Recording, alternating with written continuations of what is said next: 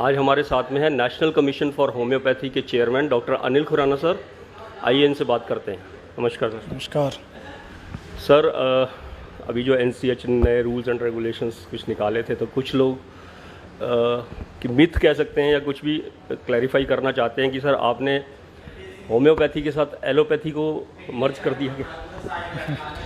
नहीं, ये बहुत बड़ी गलतफहमी है और हमें सिर्फ मॉडर्न फार्माकोलॉजी का एक इंट्रोडक्टरी पार्ट उसके अंदर रखा है, क्योंकि हम सर्वदूर प्रैक्टिस में देखते हैं कि बहुत सारे लोग होम्योपैथी के अलावा साथ साथ एलोपैथी की दवाई ले रहे होते हैं और वो धीरे धीरे फिर होम्योपैथी पे शिफ्ट होते हैं, क्योंकि जब रिलीफ आना शुरू होता है तभी एलोपैथिक ड्रग को विड्रॉ करना जस्टिफाइड है।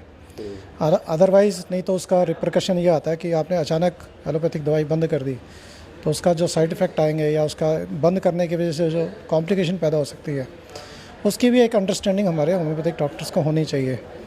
इसलिए केवल एक नॉलेज सेक कि उनके पास एक इन्फॉर्मेशन रहे कि ये दवाइयाँ कैसे काम करती हैं, इनके इफ़ेक्ट्स क्या होते हैं, साइड इफ़ेक्ट्स क्या होते हैं, ये सब जानकारी देने के लिए और उसी बात को सिद्ध करने के लिए हमने जो होम्योपैथी का जो प्रैक्टिस का रेगुलेशन है उसके अंदर भी ये बात हमने लिखी है, स्पेशली उस रेगुलेशन के अंदर, कि होम्योपैथ क्योंकि एक होम्योपैथिक BHMS कोर्स से निकलता है तो वो केवल होम्योपैथी की ही प्रैक्टिस उसको अलाउड है।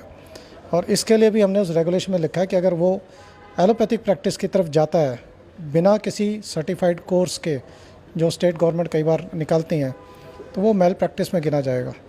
तो मेल प्रैक्टिस में अगर वो मिसकंडक्ट में आता है तो वो उसके ऊपर एक्शन भी हो सकता है। तो इस प्रकार का एक सजेशन, और बाकी ये एक ड्राफ्ट रेगुलेशन है, तो ड्राफ्ट रेगुलेशन में अभी हमने कमेंट्स इनवाइट करने शुरू किए हैं।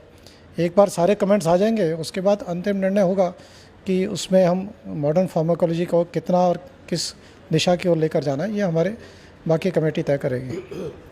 सर, कुछ लोगों से ये भी बातें हो रही थी कि जैसे कि टीचिंग स्टाफ में प्रमोट करने के लिए जो पहले 3 साल का टाइम था वो 5 साल हो गया, जैसे इस तरह से सर।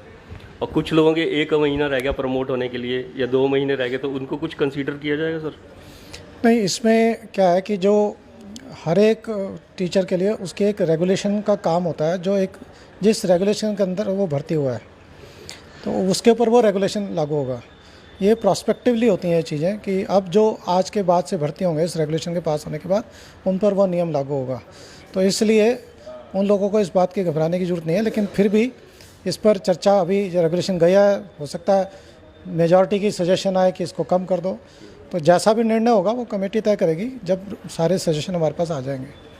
बहुत बहुत धन्यवाद सर।